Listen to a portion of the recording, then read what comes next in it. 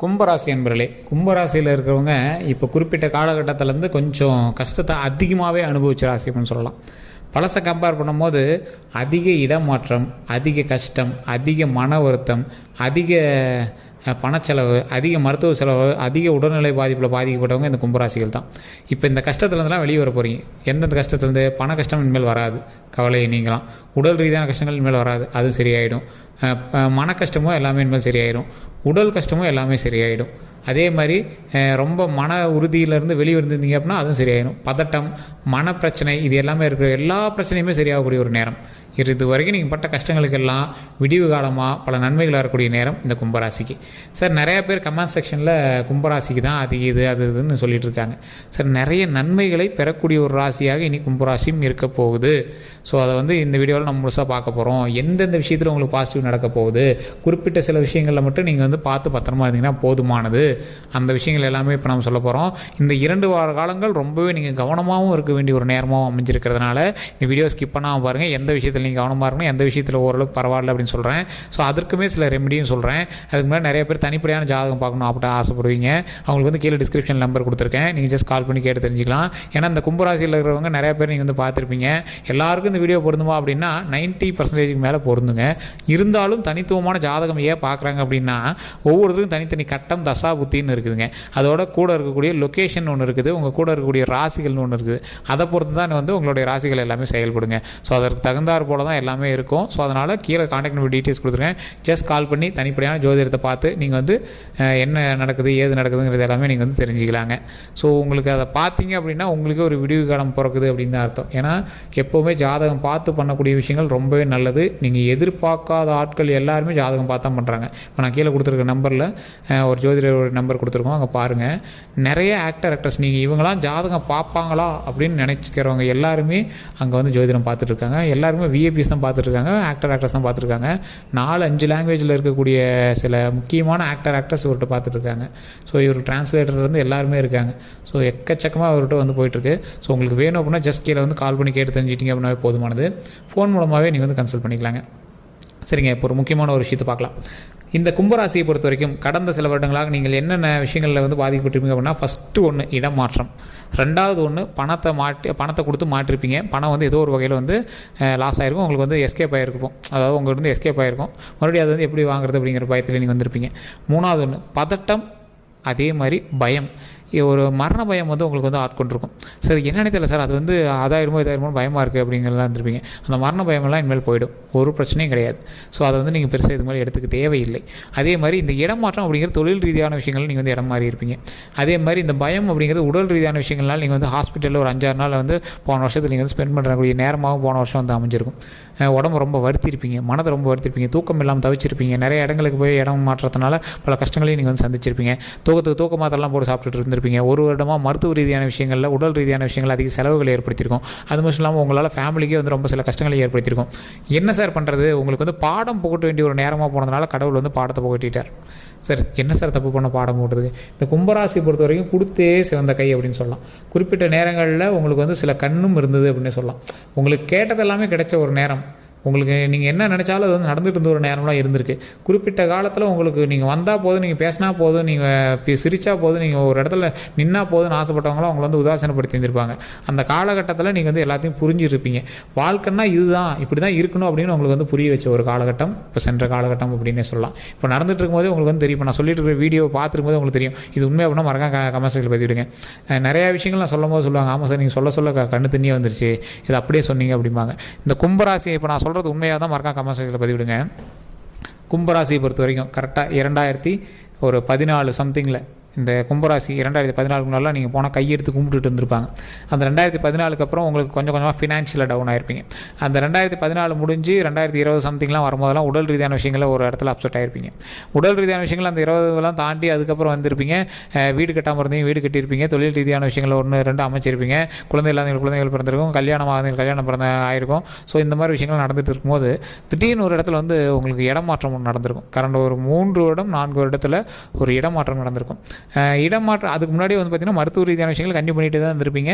அதே மாதிரி உங்களுக்கு மாத்திரை மருந்து செலவு இது எல்லாமே போயிட்டு தான் இருந்திருக்கும். ஒரு 3 வருடத்துக்கு முன்னாடி ஒரு இடமாற்றம், இந்த 3 வருட காலகட்டங்களில் ஒன்றே போன வருஷமாக இருக்கலாம், இல்லை அதுக்கு முன்னாடி வருஷமாக இருக்கலாம், இந்த சம்திங்கில் உங்களுக்கு வந்து ஒரு இடமாற்றம் நடந்திருக்கும்.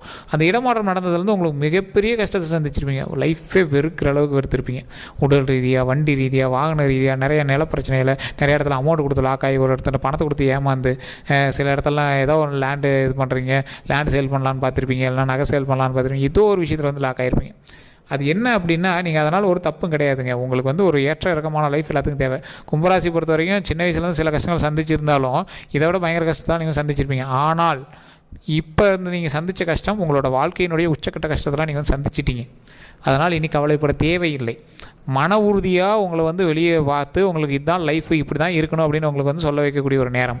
கல்வி ரீதியாகவும் சரி, மன ரீதியாகவும் சரி, தொழில் ரீதியாகவும் சரி, எந்த ஒரு ப்ராப்ளமும் இல்லாமல் வருமானத்திற்கான ஒரு காலகட்டம் இருக்குது. அப்படிங்கும் போது உங்களுக்கு இப்போயுமே பாருங்கள், உங்களுக்கு வந்து கடனில் இருப்பீங்க, எல்லாமே இருக்கும். அதுக்கு தகுந்த கூட வருமானம் வந்துட்டு தான் இருக்கும். உங்களோட மன பயத்தினாலையும் தொழில் பயத்தினாலையும் உங்களுக்கு ஏதோ ஒரு சின்ன சின்ன பதட்டத்தினாலையுமே தான் கடனை சீக்கிரம் அடைக்கணும், அந்த பணத்தை வந்து எப்படியோ சரி பண்ணணும் அப்படிங்கிற ஒரு பயத்திலே நீங்கள் வந்து பயந்துட்டு இருப்பீங்க. சார், கும்பராசியை பொறுத்த வரைக்கும் உங்களை வந்து ஜீரோக்கே விடாது கடவுள். ஏன் அப்படின்னு கேட்டிங்கன்னா, உங்களுக்கு தகுந்த பேக்கப் அங்கங்கே இருக்கும். நீங்கள் கவலையப்பட தேவையில்ல. வருமானமும் உங்களுக்கு அங்கே வந்துகிட்டே இருக்கும். ஆனால் உங்களோட பயத்தினாலேயே நீங்கள் சீக்கிரம் அது பண்ணணும் அப்படின்னு ஆசைப்படுவீங்க. அதுவுமே நீங்கள் சிறப்பான விஷயம் தான், ஒன்றும் தப்பு இல்லைங்க. கடனை சீக்கிரம் கட்டுறது தப்பு இல்லை. அதுக்கு ஏதோ ஒரு நகையோ இல்லை ஏதோ நீங்கள் வந்து சரி பண்ணிவிட்டு நீங்கள் பண்ணுறீங்க அப்படின்னா தப்பு இல்லைங்க. அது ஒன்றும் பிரச்சனை கிடையாது. என்னைக்கா இருந்தாலும் அது நீங்கள் வந்து சம்பாரிச்சிருவீங்க. இந்த காலகட்டம் உங்களுக்கு பாடம் போகட்ட வேண்டிய காலகட்டம் அப்படிங்கிறதுனால பாடம் போகட்டுது. ஏதோ ஒரு சின்ன இதை வந்து நீங்கள் மிஸ் பண்ணீங்க அப்படின்னா போதுமானது. அப்படின்னா அந்த சின்ன சின்ன இழப்புகளையே நீங்கள் வந்து சந்திச்சிருப்பீங்க. அப்படின்னா இப்போ ஏதோ நகை இது பண்ணுறோம், இல்லை லேண்டு சேல் பண்ணி இது பண்ணுறீங்க, இல்லை ஏதோ ஒரு பேங்க்கில் கொண்டு போய் நகை வைக்கிறீங்க, இல்லை ஏதோ ஒரு வகையில் தொழில் ரீதியான விஷயங்களுக்காக தொழிலை வந்து இது பண்ணுறீங்க, சரி பண்ணுறீங்க. அப்படி இல்லைன்னா ஏதோ ஒரு வீடு ஆல்ட்ரு பண்ணுறீங்க, இல்லை இடமாற்றத்துலேயே நீங்கள் வந்து சரி பண்ணி வேறு இடத்துல வந்து சரி பண்ணுறீங்க அப்படின்னா அது ஒன்றும் பெரிய பிரச்சனைலாம் இல்லைங்க. அந்த விஷயத்தினால பெரிய கண்டங்கள் தப்பிக்குது. பெரிய கண்டத்துலேருந்து நீங்கள் தப்பிக்கிறீங்க. ஸோ அவ்வளோதான். மற்றபடி உங்களுக்கு எந்த ஒரு ப்ராப்ளம் கிடையாது. நீங்கள் வணங்க வேண்டிய தெய்வமானது உங்களுடைய குலதெய்வத்தை வணங்கினா மிகப்பெரிய நன்மை கிடைக்கும். ஸோ குலதெய்வத்திட்டு போய் மண்டிட்டு இதுவரை செய்த தவறுகளுக்கு மன்னிப்பு கேட்டு நல்லா வணங்குங்க. அதே மாதிரி இப்போ குறிப்பிட்ட காலத்தில் நீங்கள் வணங்க வேண்டிய முக்கியமான 2 தெய்வங்கள் எது அப்படின்னா, விநாயகர் மற்றும் ஆஞ்சநேயர். ஸோ விநாயகர்கிட்ட பக்கத்தில் ராகு கேது இருக்கக்கூடிய விநாயகர்கிட்ட போய் பக்கத்தில் நின்று வணங்குங்க. ரொம்ப மனமுருகி வணங்குங்க. இப்போ உங்களை தப்பிக்க வைக்கிறதுக்கு அது ஒரு மிகப்பெரிய ஒரு ஜீவராசி. ஸோ சனியினுடைய பார்வையிலிருந்து விலகுவதற்கு விநாயகனுடைய அருள் மிக மிக நன்மையை கொடுக்கும். அதே மாதிரி ஆஞ்சநேயனுடைய அருள் மிகப்பெரிய நன்மையை கொடுக்கும். 2 தெய்வங்களையும் வணங்குங்க. இப்போ நீங்கள் வந்து 2யுமே வந்து சனிக்கிழமை வணங்கலாம். பிள்ளையாரெலாம் நிறைய பேர் சொல்லுவாங்க சனிக்கிழமை வணங்கலாம், பிள்ளையாரெலாம் சனிக்கிழமை வணங்கலாம், ஒன்றும் தப்பே கிடையாதுங்க. விநாயகரை வணங்குங்க, ரொம்ப ரொம்ப நல்லது. விநாயகரை போய் சுற்றி வந்துட்டு விநாயகர் காலையில் நேரத்தில் விநாயகர் சுற்றி வந்துட்டு விளக்கேற்றி வணங்குங்க, ரொம்ப நல்லது. அதே மாதிரி ஆஞ்சநேயர் நீங்கள் வந்து சனிக்கிழமை நாட்களில் போய் வணங்குங்க. ஏதோ ஒரு விஷயம் வந்து ஆஞ்சநேயருக்கு செய்கிறோம், என்னால் முடிஞ்சதை நான் செய்கிறேன் அப்படின்னு செய்யுங்க. கண்டிப்பாக ஆஞ்சநேயர் மிகப்பெரிய நன்மையை தருவார். சனி பகவான்கிட்டேருந்து ஒருத்தர் தப்பிக்கணும் அப்படின்னா ஆஞ்சநேயர் மற்றும் விநாயகர், இவங்க 2 பேர்லேருந்து நீங்கள் வரம் வாங்கினீங்க அப்படின்னா ஆட்டோமேட்டிக்காக தப்பிக்கலாம். அதே மாதிரி உங்கள் வீட்டில் இருக்கிற முன்னோருக்கு சாப்பாடு போடுங்க. இறந்ததுக்கப்புறம் காக்காய்க்கு சோறு வைக்கிறது வேறு. வாழும் போதே உங்களோட முன்னோருக்கு, உங்களுடைய ரத்த சம்பந்தமான முன்னோர்களுக்கு, வயதானவர்களுக்கோ யாரோ ஒருத்தருக்கு நீங்கள் சாப்பாடு போட்டுட்டு இருந்தீங்க அப்படின்னா எந்த ஒரு ப்ராப்ளமே வராதுங்க. ஒரு மிகப்பெரிய சீக்ரெட்டே அதுதான். நிறையா பேருக்கு தெரியாத ஒரு விஷயம். வயசானவங்களுக்கு சோறு போட்டுட்டு இருந்தீங்க அப்படின்னா உங்களுக்கு எந்த ஒரு ப்ராப்ளமே வராது. 7.5 சனியில் இல்லை சனி பகவானோட காலகட்டத்தில் எந்த ஒரு பிரச்சனையுமே தராத ஒரு காலகட்டம் அப்படின்னா உங்களுடைய முன்னோர்களுக்கு நீங்கள் சோறு போடுவது. இறந்த முன்னோர்களுக்கு வந்து சாமி படையல் போட்டு ஒரு நாள் கும்பிட்றதெல்லாம் வேஸ்ட்டு. அது நீங்கள் அப்படி கும்பிட்றீங்க அப்படின்னா, நீங்கள் அதுக்கு முன்னாடி செய்யாமல் விட்டுருந்தீங்க அப்படின்னா செஞ்சிங்கன்னா ஓரளவுக்கு பரவாயில்ல. அதே மாதிரி வருடத்துக்கு ஒரு டைம் நீங்கள் வந்து செஞ்சீங்க அப்படின்னா ரொம்பவே பரவாயில்ல. அதுவே உயிரோடு இருக்கும் போதே எங்களுக்கு செஞ்சோம் அப்படின்னா ரொம்ப ரொம்ப ரொம்ப ரொம்ப ரொம்ப நல்லதுங்க. எங்கள் மனசார வயிறார உங்களை வாழ்த்தணும். எங்களோட ரத்தம் தான் நீங்கள் வந்தீங்க அப்படின்னா அவங்க வாழ்த்தும் போது மிகப்பெரிய நன்மை கிடைக்கும். இதை நீங்கள் செஞ்சு பாருங்கள். உங்களுக்கு ஒரு வாரத்திலே உங்களுக்கு ஒரு சின்ன சின்ன வேரியேஷன் உங்களுக்கு தெரிய ஆரம்பிக்கும். அதன் மூலமாகவே ஆமாம் இவர் சொன்னது உண்மை அப்படின்னு நீங்கள் வந்து ப்ரூவ் பண்ணிடுவீங்க. ஸோ இதை நீங்கள் பண்ணிவிட்டு கடவுள், அதாவது நான் சொன்ன 2 கடவுளை கண்டிப்பாக வணங்க. ஃபஸ்ட்டு குலதெய்வத்தை வணங்கிட்டு அதற்கு பிறகு விநாயகரையும் ஆஞ்சநேயரையும் வணங்க. ஓம் விநாயகரே போற்றி, ஓம் விநாயகரே போற்றி, ஓம் விநாயகரே போற்றி அப்படின்னு விநாயகர் முன்னாடி 9 தடவை சொல்லிவிட்டு விநாயகர் 3 டைம் அல்லது 9 டைம் சுற்றி வாங்க. ரொம்ப நன்மை தரும். ஆஞ்சநேயர் கோயிலுக்கு போனீங்க அப்படின்னா ஓம் ஆஞ்சநேயரே போற்றி, ஓம் ஆஞ்சநேயரே போற்றி, ஓம் ஆஞ்சநேயரே போற்றி அப்படின்னு சொல்லுங்கள். சொல்லி அந்த சாமியை வணங்கிட்டு துளசி மாலை முடிஞ்சால் துளசி மாலை வாங்கி போட்டு வணங்கிட்டு வாங்க. ரொம்ப நல்லதுங்க. அது உங்களுக்கு அதோட வித்தியாசம் வந்து நீங்கள் வணங்கினதுக்கு பிறகு தெரியும், உங்களோட முன்னோர்களுக்கு சாப்பாடு போடும்போது தெரியும். இந்த 2 விஷயத்தை நீங்கள் பண்ணீங்க அப்படின்னா மிகப்பெரிய நன்மை நடக்கும். இப்போ நான் சொன்னது எதுவுமே ரொம்ப உங்களுக்கு செலவும் அதிகம் கிடையாது, டைமும் உங்களுக்கு வேஸ்ட் ஆக போகிறதில்ல. செஞ்சிங்கன்னா ரொம்ப மிகப்பெரிய நன்மை கிடைக்கும். இதை செஞ்சு பாருங்கள். இல்லை சார் சனிக்கிழமை டைம் இல்லை, மற்ற நாட்களுக்கு மூலமாக எந்த நாட்களில் வேணாலும் நீங்கள் போய் கும்பிடலாம். அதை போய் பக்கத்தில் நின்று நீங்கள் வணங்குறத பொறுத்து மட்டும்தான் இருக்குது, உங்களுக்கு எந்த ஒரு ப்ராப்ளம் கிடையாது. அதே மாதிரி உங்களுடைய முன்னோர்களுக்கு சாப்பாடு போடுறது, உங்கள் வீட்டில் பெரியவங்க இருந்தாங்கன்னா சாப்பாடு போடுங்க. அப்படிலாம் யாராவது இல்லை அப்படிங்கிற பட்சத்தில் அவங்களுக்கு வந்து நீங்கள் காகத்துக்கு சாப்பாடு வச்சு வழிபட்டாலும் ரொம்ப நல்லது தான், ஒன்றும் தப்புலாம் கிடையாது. ஸோ இதை நீங்கள் பண்ணிங்க அப்படின்னாவே போதுமானது. நான் சொன்ன விஷயங்கள் உண்மை அப்படின்னா மறக்காம கமெண்ட் செக்ஷனில் பதிவிடுங்க. இந்த வீடியோ பிடிச்சிருந்தா ஃபாலோ பண்ணிக்கோங்க. ஃபேஸ்புக்கில் பார்க்கணும் ஃபாலோ பண்ணிக்கோங்க.